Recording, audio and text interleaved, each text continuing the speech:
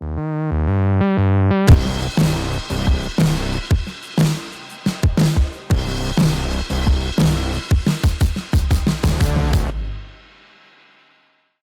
right, everybody, on the line with us right now, we have Mr. Reese Johnson from Kentucky. Reese, how's it going, buddy? Doing fine.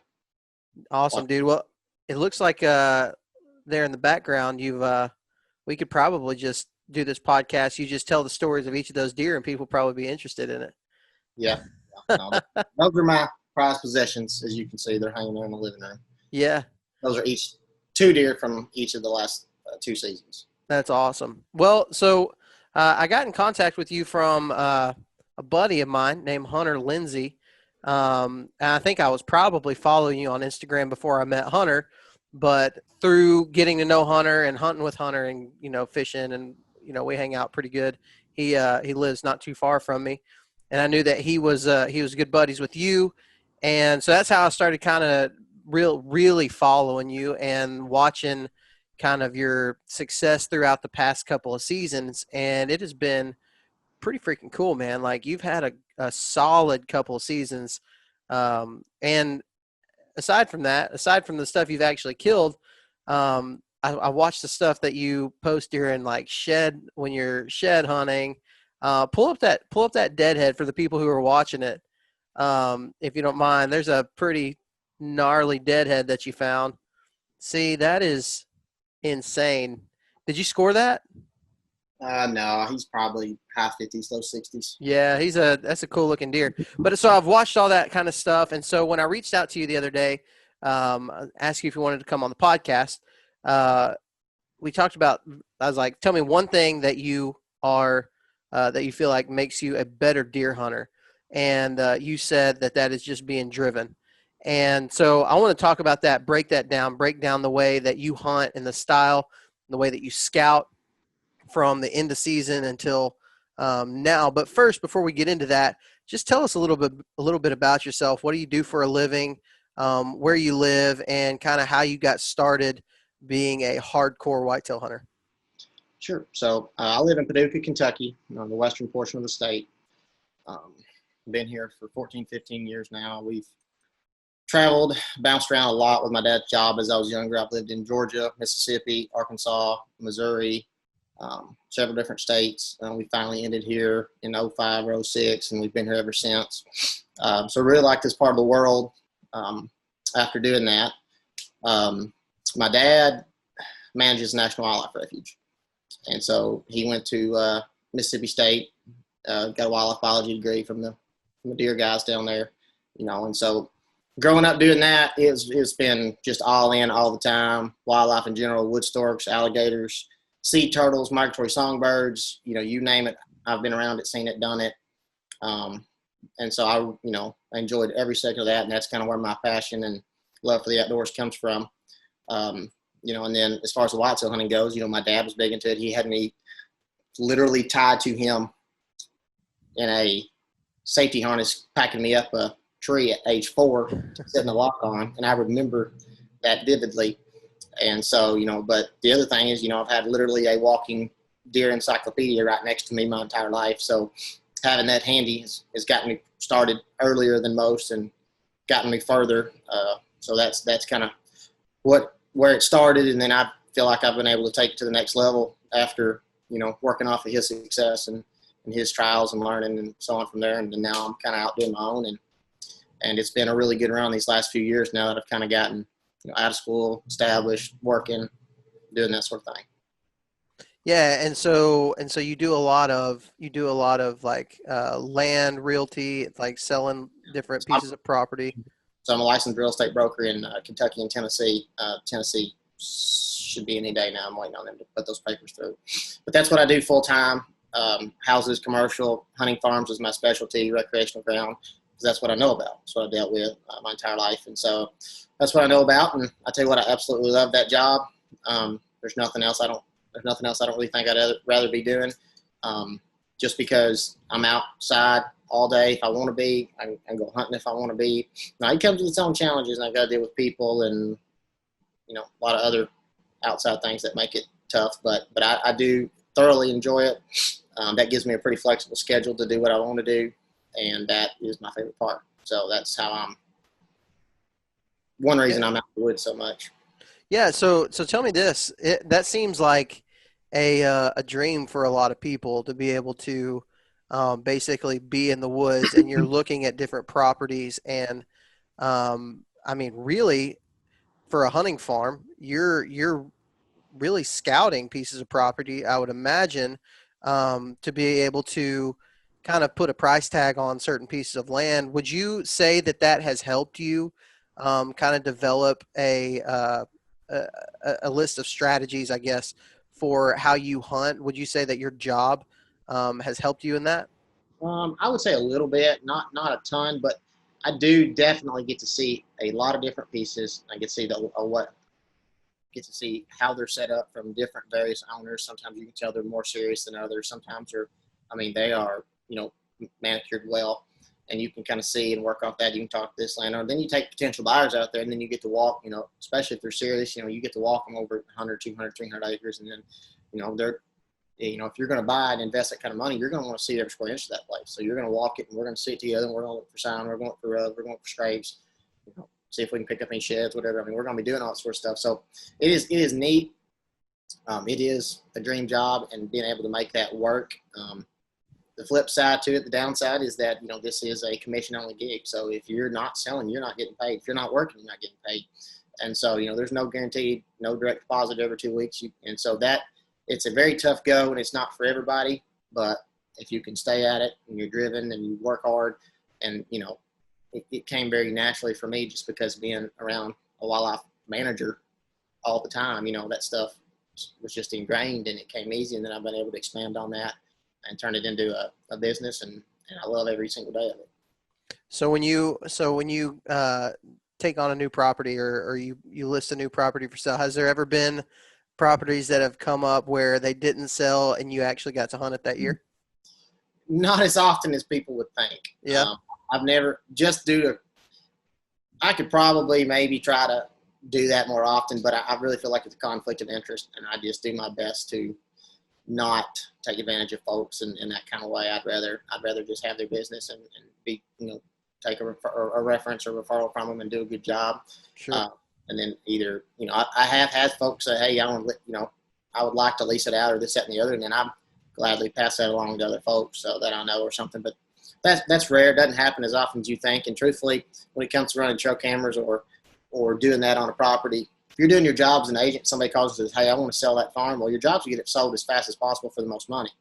And if you're hunting it and taking that time and then waiting on November, because these kinks come up various times throughout the year, you're not doing your job and not doing it well if you're hanging on waiting through deer season. So you want to get them sold as fast as possible. So it doesn't happen as much as you would like to think.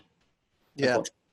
Yeah. So let's talk about this. So you've got a history in wildlife. Your dad has been in that, and I like the way you said it. He's basically been. You've had a walking deer encyclopedia for the majority of your life. When did it like click for you? Obviously, you've been super successful killing big bucks, not just killing deer, but killing really, really good ones. When did that click for you? Like, when did you finally feel like, okay, I've got a good, I've got a good, I guess, understanding of mature bucks and how they move and how they operate and how I'm going to hunt them. When did that first start happening for you?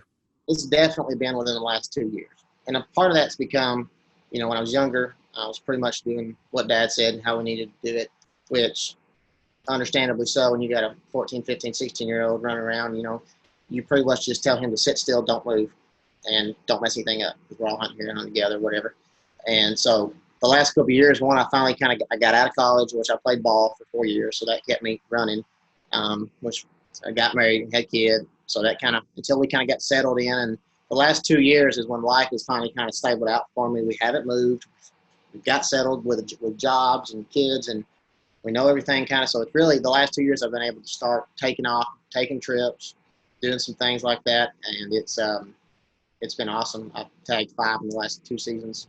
And I've got 2 or 3 more trips lined up this year. I'm leaving in 13 days, I think, for antelope in Nebraska. I'm going to try to roll that into a public land deer hunt if we tag out early enough. It's just an option that's there if we don't, but antelope's Yeah, number one focus. I drew Iowa this year 5 of putting in, so I've got an Iowa archery tag. So I've got that to focus on. I did get drawn for a quota hunt, and then my Kentucky State tag. So I've got potentially 4 buck tags to run with this year. that's awesome. So a couple years ago is when it all kind of clicked for you, and you felt like you were able to get a good grasp on how to go about killing big bucks in the air. Tell me how that happened. Like, what were the things that you realized that maybe were the most important aspects to your success? Well, it was about that point I was really able to start spending time in the woods, just being out there, running those cameras, scouting, planting those plots, doing the things that I hadn't previously been able to dedicate much time to.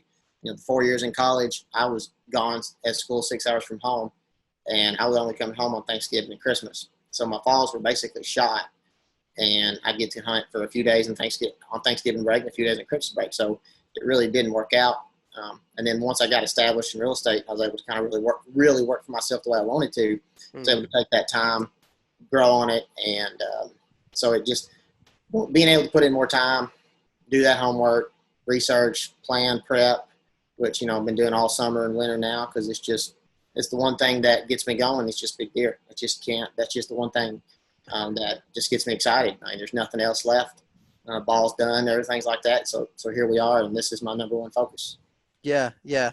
So let's talk about you kind of mentioned to me a little bit before we started recording. You were hunting a lot of private land. Obviously, the nature of your job it brings you in contact with that a lot more. And you live in a state where, you know, from what I know about Kentucky, at least there's opportunities to be able to hunt on private land. There's a lot of farmland and things like that. But the thing that you said to me that really stuck out was you felt like the bigger deer, you want to chase the bigger deer, and it seemed like you were finding bigger deer on public land. Kind of break that down for me. So that is essentially the way I intend to hunt. Is I'm gonna find the biggest deer I can find. It doesn't matter where it's at, private, public, whatever I have to do, and then I'm gonna set my sights on that one individual deer, and then I'm gonna spend all year chasing him, which is what I've done the last 3 years. 2 of the 3 years I was able to track that deer down. The other year, the neighbor ended up shooting that deer, and he didn't know that deer was there. One of those things.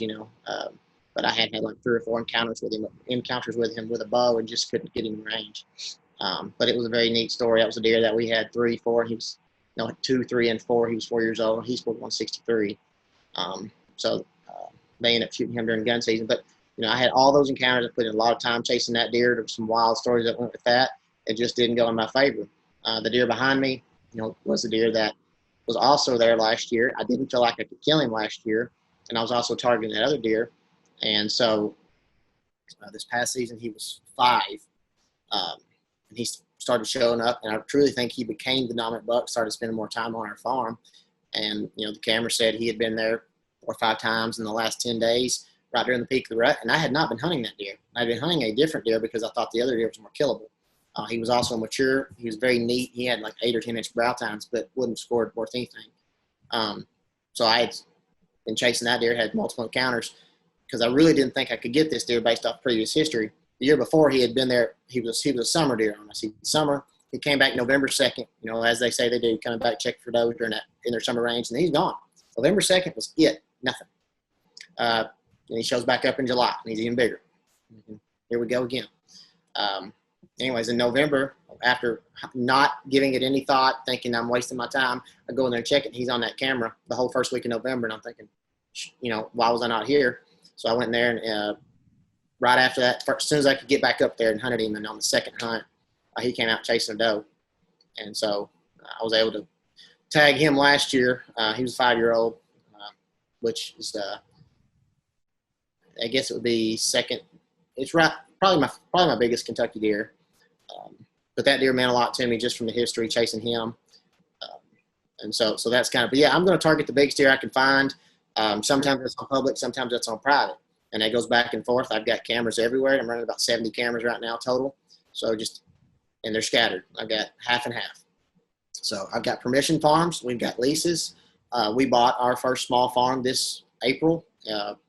Not real big, but I knew it laid in a good spot to catch good deer coming through. The numbers were right. Everything made sense. So we bought it. We set it up for deer hunting. We've got 3 stands out there, a couple cameras, and we've already got a couple nice 3-year-olds on the place. And I don't know whether we're going to get anything that's going to interest me, but my goal is to find that biggest deer, learn as much as I can, and dedicate my season to him. So when you do that, we had Bobby Worthington on the show the last 3 weeks, towards the end of our Local Legends series. When you do that, he talks a lot about, especially targeting a specific deer, staying out of that area until he's the most killable, which would be during the rut. Is that something that you're doing, or are you basically using every bit of the season that you possibly can? I'm using every bit of the season as I can up until getting real close to now. I mean, I've been running cameras hard. I walk a lot during shed season, a lot during the winter. You can find, and that is my favorite time to learn. Go in there after season, the leaves are off. You can really see the lay of the land. You can see the trails, you can see the scrapes, you can see the rubs. You put that together, and then you get on your Onyx and you pin it, and then you learn as much as you can. And then, so when this summer came around, it's time to go back in there. So I knew right where I had already counted how many cameras I wanted to put out, what I wanted to know, and where they needed to be. And it wasn't like, summertime you go back in there and like, that scrape's a little harder to find. Those rubs are not as easy to see. And you're looking at, or those, even the trails. And so you're looking for those things, like, where are they? And so, you go back in there to those pins that you've already got, and I set this for a reason. This was what I told myself I'm going to put it here. And so, but yeah, it's about time to start getting out, but I have been hard at it, learning every little thing I can, tweaking, adjusting cameras, walking every square inch of where I think he could possibly go. And so I'm at that point now where I'm probably not going to go back in there and bother that deer. If I can absolutely help it, I'll probably do one more pull September-ish. And then, yeah, hunting him, I'm unsure exactly how, you want to go about it. It's kind of one of those things. You want to get in there before the other hunters potentially do. But, he's also most killable during the rut. But then you're going to have an influx of hunters potentially coming.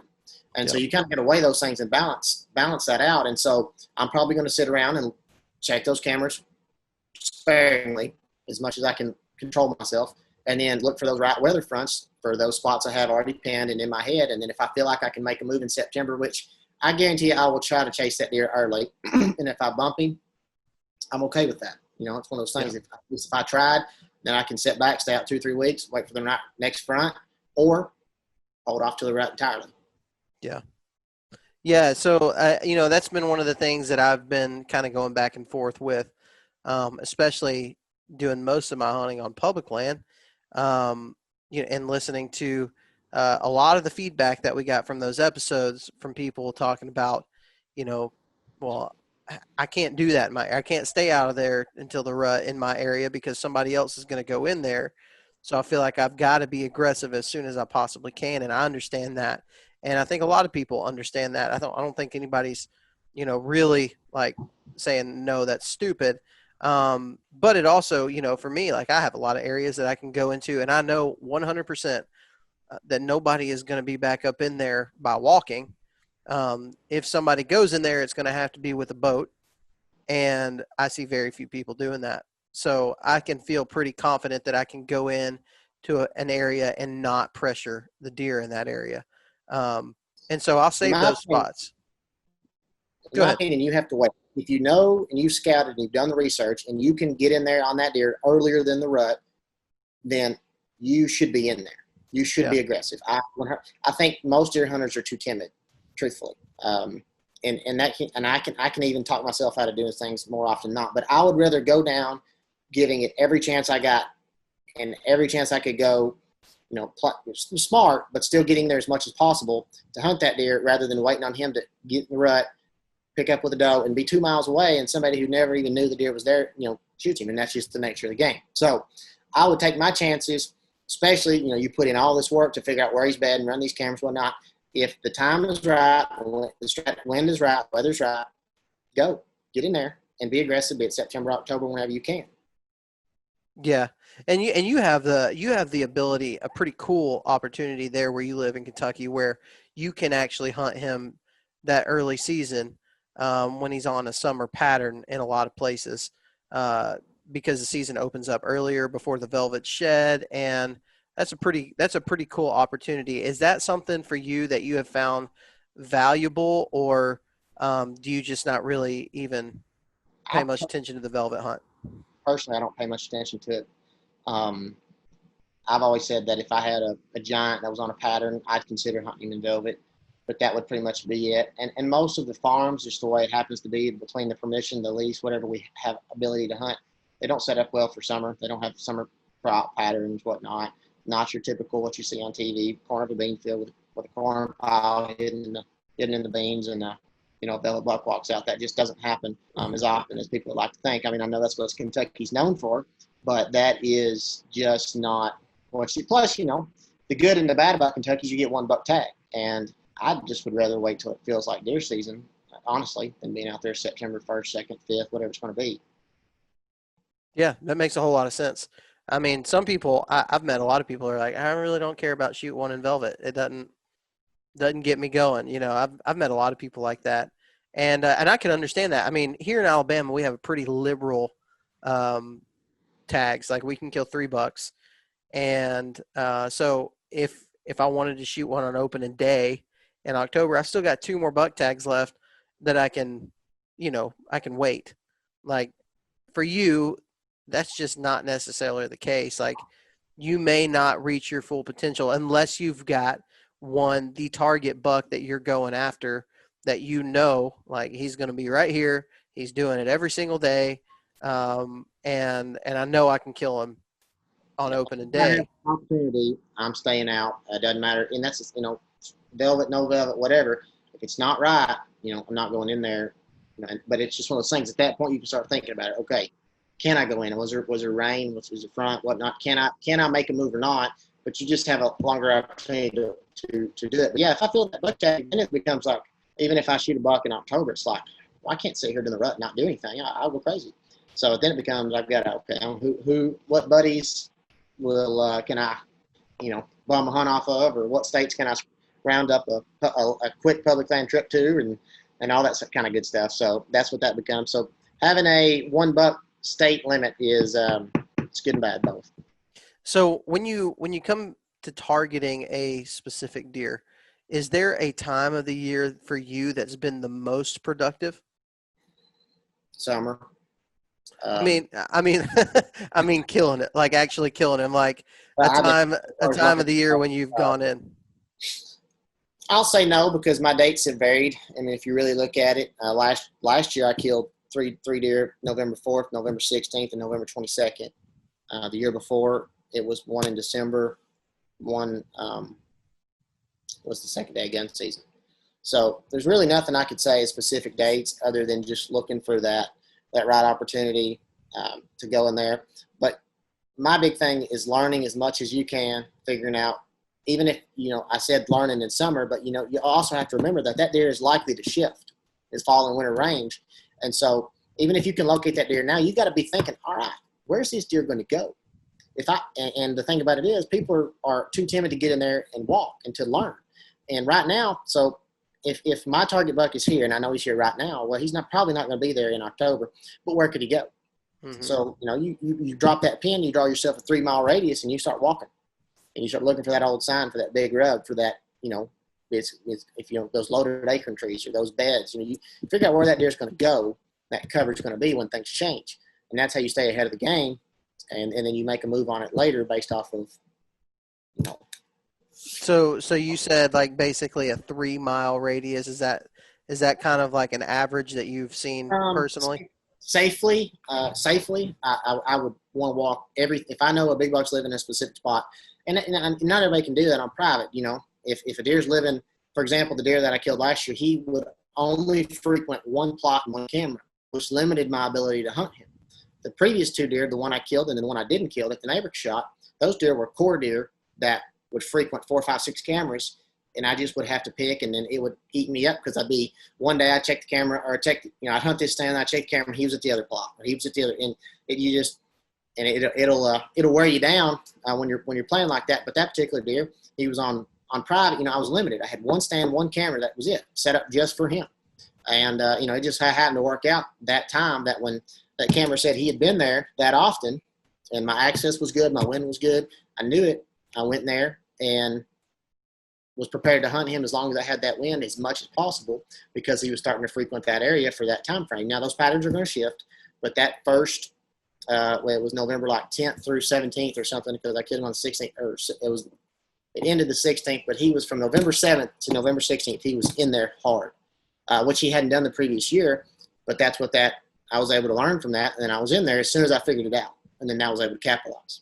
Mm-hmm. So, I wouldn't think on average, and I even asked a pretty reputable guy this morning what his opinion was on a transition, on big public, and he says about a mile. He thinks 60 to 70% of deer are going to go about a mile.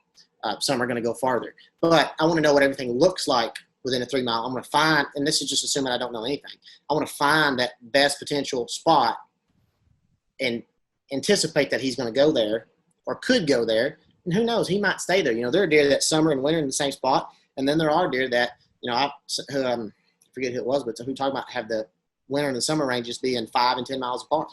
Mm-hmm. So you really don't know. Deer are different. Their personalities are different. And you just got to learn as much as you can about that particular individual. And that is the challenge. Yeah. And so you're doing a lot of that. I've heard you say two different things, and I know that I know it's on purpose. I don't think you're contradicting yourself, but you do a lot of your scouting and whatnot during the winter, basically when the leaves are still off the trees before green up. But the most important time for you in killing and preparing to kill that big target buck is going to be in the summertime, is what you said, I believe. Tell me about that. So winter's going to give me those sheds. It's going to provide that sign, but things change year to year, and while it might just be slightly, that most recent information is going to ultimately be what you work off of. Let me ask you this, Reese. You talked about sheds. When you find sheds in the wintertime, is that what you're using to kind of help you decide where he shifted to from summer to fall and winter, or it kind of narrows down an area where he might do his winter at? It definitely can help. So there are deer that I have sheds to that I now have on camera this summer. And some of them are right where you anticipated them to be. And some of them are not on cameras you anticipate them to be. But if you can get a winter piece and a summer piece, every bit of information matters. So if he's over here now and he's over there, then okay, you just put the dot in the middle and that's your radius. Mm-hmm. You don't have to say if you just have a shed, you only have so much information. If you have pictures too, or any bit of information, or even a sighting, let's say you saw him stand on the side of the road, or you saw him crossing the road, you saw him, whatever it may be, every bit of information matters, and especially when you're on big public. And so you're able to take that and then study the map and say, okay, I know he was here. I know he was here. What funnel, what saddle, what transition point can I catch him on? Is there a bedding area that I know about within a 2 mile radius that he could be in? And then you kind of got to, infer that and then decide what you want to do and what your move is. Yeah. I mean, I see where guys might tune out who are a lot of people that maybe, like me personally, I hardly ever target a specific deer. But a lot of people really enjoy targeting a specific buck, especially guys who are running a lot of cameras and really getting good intel on their area. And so, I think it's important to narrow this part down to that. Like, that would not necessarily be even a thought process for a guy maybe hunting an out-of-state hunt for a week, Right. And so I'm going to ask you that here in in a little bit, how you would do that, because I know that's something that you've done, and you've done pretty successfully, I believe. And so, but going back to targeting a specific buck, I kind of interrupted you on sheds, but you're trying to find that radius, and the sheds are helping you do that. What you're learning in the summer is the other piece of the puzzle. So tell us about that a little bit more. So like I said, you put those two things together, and let's just say the deer I'm targeting this year, there's 20 and 30 cameras in that 3 mile radius. I mean, I'm covering every exit I can cover. and theoretically in my mind, if he's going over here, if he's going over there, how can I anticipate his next move and be ahead of him, be it September, October, November? If he frequents over here now and he goes over there then, let's say I may not kill him early and he's around and I know that in December, well, then I can know what maybe his winter range is going to be. And so on the flip side of that, I'll go ahead and go right into the guys that may not be targeting a specific deer. Wintertime is still your best friend. You find the best sign then and you see it. And let's just say, and I'm anticipating this in my life. I have 2 kids now. I'm anticipating having less time. As my business grows, as my kids go, I'm anticipating having less time. So let's just say I'm not able to run 70 cameras, whatever I'm doing now. I'm still going to know that public land or that private land like the back of my hand. And if I have to show up Eberhart style the day of the rut and get on that right funnel, that right pinch point that I found when I was targeting a specific deer, or let's just say I'm shed hunting a brand new area and I find that sign, well, I may not hunt that next year. But, or who knows, I might even have a friend come to town. I might need to say, hey, I don't know what's over there. This is a killer spot. And those spots are going to hold true in public land for the majority of your life. There's going to be things change. They're going to clear cut. There are going to be some tornadoes. There's going to be natural, whatever, that creates some different, but for the majority of it, those terrain features that those deer are going to follow hold true. And I could come back 10 years from now. If I moved away and came back, I could still hunt that same spot. So that is the that is the benefit of living or having a specific piece of public land that you live near, that you want to target, and being able to put in those miles. And that's the thing. I hear so many people, in my opinion, are too scared to go in there. If I've got 3 hours in the afternoon, or if I've got a half a day off, or it's a Saturday and it's raining, I love to go in the rain. I'm out there every second I can get, because every bit of little information, whether it has to do with my target buck or not, I could be, on a completely different public land piece that I may not touch for, 2 or 3 years. Or who knows, I might go there and find sound that I love. So every bit of information, every bit of time you can spend in the woods is valuable, and time is valuable in general. And my number one thing I hear is, well, I don't have time to go hunt. I don't have time to scout. And there's, understandably so, life happens and you have your responsibilities and your priorities. But, if truly, and I'm talking to the 1% here that are probably listening to this podcast, not many, but the 1% that care about this, big deer hunting and specifically, and just love it in general like we do, then you're going to find that time. And that can be even simply as driving around after work, looking for deer from the roads, from the fields, even in big wood settings. You can find them crossing there. And here's the thing, take note where deer cross, even if it's a doe, even if it's a small buck. There's a reason that they're there. And especially if you see it over and over and over, and it might not do you any good now, but that might be a spot during the rut. I just feel like a lot of folks could do more. And I think part of that's because they're scared they're going to bump deer unnecessarily. Yeah, I find myself, I found myself more like that several years ago, because you always hear, like, if you're a part of Facebook groups and stuff, people are always like, I bumped a deer on my way in. Is it even worth hunting? Like, people say stupid crap like that. But the reality is, when you don't know, like, when you do that, you're like, oh crap, I just blew every deer out of here. And even now, being more seasoned, like, I still, when I jump a deer or whatever, walking in, I'm like, crap, I was too aggressive.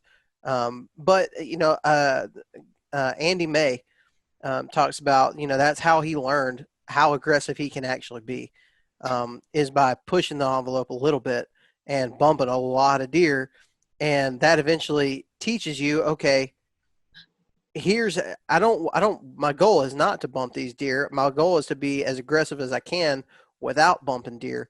And so, pushing that envelope and maybe going a little bit deeper than what you feel safe doing can really teach you a whole lot in the long run, which it sounds like that's kind of what you talk about. Every moment that you spend in the woods, it teaches you something. I don't feel like I've done anything good if I leave the woods and I didn't learn something. Like, it doesn't have to be anything big. Maybe it's just like, oh, here's another trail that I found out about, or, oh, this little funnel lays out a whole lot different than it looks on the map. Like if you go in the woods for an hour, you're going to figure that kind of stuff out. And that kind of is that kind of what you're saying? Yeah, I mean, like I said, every bit, every second you can spend, and you should be, my Onyx looks like a 3-year-old took two crayons and just scribbled it up because it's orange, blue, red, pink. It's just checkered. But I don't know what day I'll need that. It might be 5 years from now. But if let's just say I'm driving down the road and I see the biggest deer I've ever seen stand on the side of the road.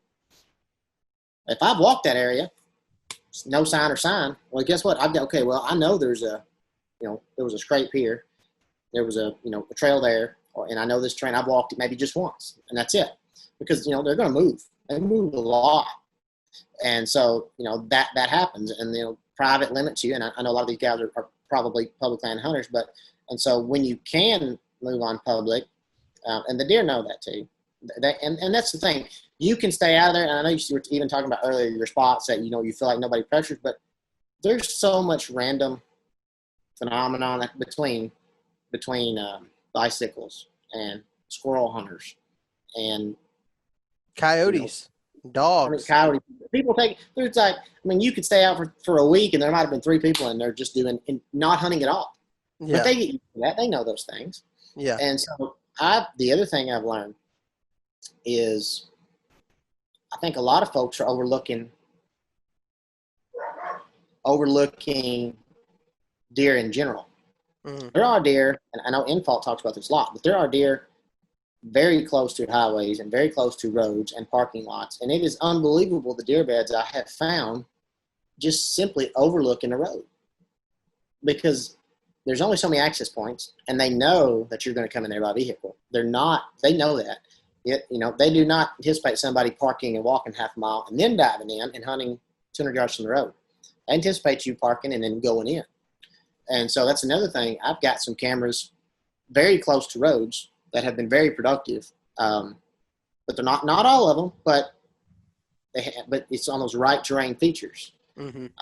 And that's another really good way to keep learning and keep a check on deer in general or what they're doing without having a maximum impact. You can put cameras close to roads.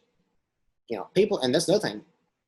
A lot of hunters think, well, I gotta go back there. There's a lot of folks that overlook that, and the deer have learned that they can be right there close, oversee everything, and know what they're going to do in the afternoon. If they heard somebody drive down that road, they may just lay there till dark. If they didn't hear anybody drive, they probably know they're probably safe. Mm-hmm. And I think they know those things. Yeah, I think that kind of stuff offers a huge advantage for deer. And like I kind of always look at it like this. So me personally, what's the biggest deer I've ever seen? Like the biggest free range deer I've ever seen? Well, you could probably talk to most people, and it's probably somewhere that they were driving.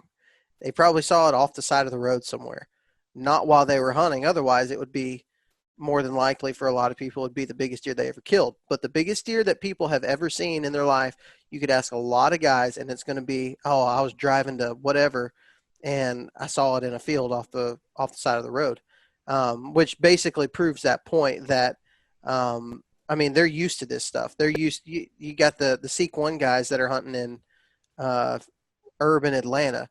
They eventually they adapt to their surroundings, and so, I know a lot of people who, my buddy Jared Schaefer, he works for Tethered in Kentucky last year while we were hunting. He pulled into the parking lot one morning. He saw a buck in the gravel parking lot. Buck walked into the woods and just went a little ways in there. And he was like, huh. So that afternoon, after he hunted that morning, he went into where that buck went, found some bedding areas, ended up killing that buck that afternoon. Literally like 30 yards off the road, off the parking area. It was insane. But it just goes to show, like, I had been busting my butt, getting back deep and using my kayak and going all over the place in this same area. And he just walks 30 yards off the road, because he put that bit of information together. And so, I think the stuff that you're saying is spot on. It's nothing that a lot of guys haven't already heard, but it's just good to drive it home again even. So Um, I'm going to ask you this one time really quick. If there was one scenario for you that you felt like has proven itself and worked the most, just as far as spots where you ended up killing a target buck, and think in terms of like a food source or a pinch point or something like that. Is there one thing that you have noticed that this seems to be the more likely area that you're going to get a shot off? On private land, we attack that a little differently. Typically, we're going to be hunting a food plot where I've had pictures and where a mock scrape that I'll set up, and I know that deer's there, and I know I can most likely protect that deer or hope he's getting through, so I won't be as aggressive. And so those stands have been in play for likely years and years. When I'm going to public land, I'm really looking for saddles. That's really the feature that has done me well. It's where I shot that buck. It was 2 years ago on public land. It was a saddle. It was a quota hunt. He was being pushed. He come right up and over, and I was just sitting there, beautifully so. And that was an area, just like, which I haven't gone into this, when I'm going to Iowa, but that was an area I hadn't been in either. But when I'm going to Iowa this year, in my opinion, if you're not there and you don't have time to scout and you're going on a trip, it's all about the hot sun, which I think has been beat down. I think everybody knows that. But if I'm going in there, when the day one I get to Iowa, I'm going to hunt public. That's my plan. I'm going to get there. I'm going to take off. I'm going to go read the sign as best I can. I'm going to cover as much ground as I can. I'm going to drive around, look, see where everybody else is, and then develop my plan around that. And so, every situation's different. Every hunt's different. If I'm out of state, or if I'm on a trip, which, in that case, the sign was not on that saddle, but the way that hunt laid out, I was actually a mile and a half deep. I went way past most other folks, and it was getting closer to dark, and I was hunting all day. Well, every hour I would get up, and I would scout/hunt my way out. And because I knew closer to dark, and you have to be out by a certain time, so the further I'd get back in there, I couldn't get a deer drug out. And so every hour I would calculate, or hour and a half, I would get up and scout, and I'd find a good spot, and I'd sit. And I was working my way out till dark, and I found that saddle, and that was where I was close enough to the truck, 800 yards, that I was going to sit there until dark. And it was just so happened, it's like 2:00 in the afternoon. And I mean, I was right where I needed to be, and I said I was determined to sit there. And it wasn't 30 minutes after I sat there, and that deer's that's a 150s deer, and that just where that happened to work out, and that was one of the neatest, seeing him come up out of that big drain and pop up was one of the coolest sights, and that was public land deer too. Yeah. So you're looking for a lot of those like funnels, pinch points, saddles, that type of stuff, um, You more know, so than food sources 100%. or anything like that. The folks that are going to listen to this are probably on that same mindset, but the general majority of people that are not listening to this and not learning 24/7 are going to run to the fields, if there are any. All the human sign I find is around fields, or within a proximity of. And so I don't want to be anywhere near other people if I can help it. And the deer don't either. They know that. So, I'm trying to find those terrain features that are, be it half a mile, 2 miles away, especially during the rut, where it's like, okay, I could sit right here and literally see no telling what, because they're going to be coming from, we know there's a major food source way over here. We know there's a major food source way over here. There's bedding over here. And I've got all these things in my head because I've seen it. Mm-hmm. Whether it's somewhere I hunt a lot or somewhere that I go to, I'd much rather find that type of situation and a scrape or rub to match and set up right there. Yeah, that makes perfect sense. And I totally. It seems like there's a lot of people. Uh, there's a lot of people that are in your scenario killing um, big mature bucks who would say the same thing.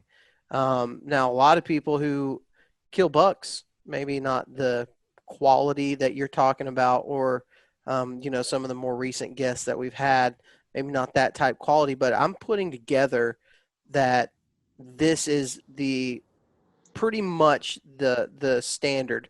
for guys who are hunting mature deer is food sources are great, and they're not. It's not that it's bad, and it's not to say you can't kill a big buck off of a food source, especially early season. You got acorns dropping and stuff like that.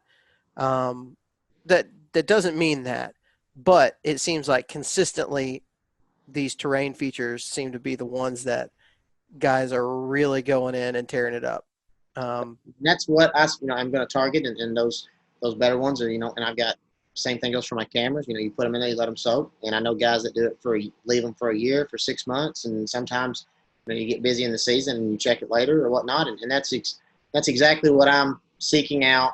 And like I said, that's one of those things where, and you listen to the old timers who talk about these things who didn't have cameras, they would find those spots that traditionally are just very good, and they would have 10, 20, 30, 40 of them, be it presets or whatever, and they would go in there and hunt those features year after year, and that's how they consistently kill big deer, because that's where the big deer are going to be.